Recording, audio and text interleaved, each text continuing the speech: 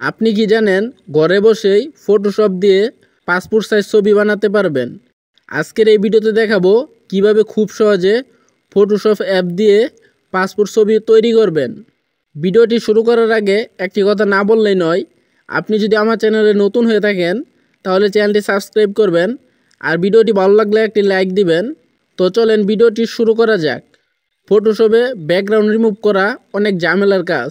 ছবির background remove করে নিব। আগে ব্যাকগ্রাউন্ড রিমুভ করার জন্য গুগলে লিখে সার্চ করবেন রিমুভ ব্যাকগ্রাউন্ড। একটি ওয়েবসাইট আসবে, তার উপরে ট্যাপ করবেন। ভিতরে আসার পর আপলোড ইমেজ, তার উপরে ট্যাপ করলে আপনার গ্যালারিতে নিয়ে যাবে।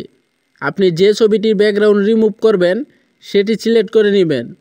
একটু সময় নেবে, তারপর দেখবেন অটোমেটিক আপনার ছবিটি ব্যাকগ্রাউন্ড রিমুভ হয়ে যাবে। এখানে চাইলে আপনি যে কোনো ব্যাকগ্রাউন্ড বসাতে পারবেন। ব্যাকগ্রাউন্ড বসানোর জন্য ব্যাকগ্রাউন্ড লেখা, তার উপরে ট্যাপ করবেন।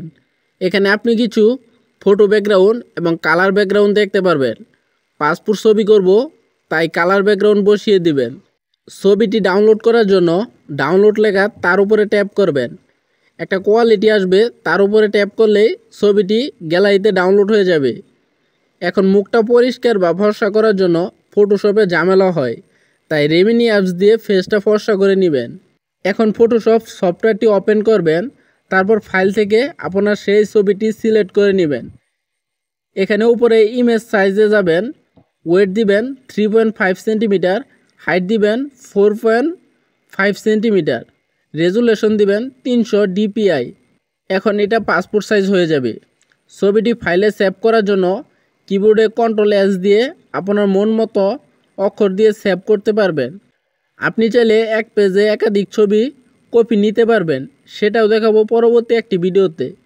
এভাবেই ফটোশপ দিয়ে ঘরে বসে আপনি পাসপোর্ট ছবি বানিয়ে নিতে পারেন খুব সহজেই। ভিডিওটি ভালো লাগলে একটি লাইক দিবেন আর এমন আরও দরকারি টিউটোরিয়ালের জন্য চ্যানেলটি সাবস্ক্রাইব করে পাশে থাকবেন। ধন্যবাদ সবাইকে।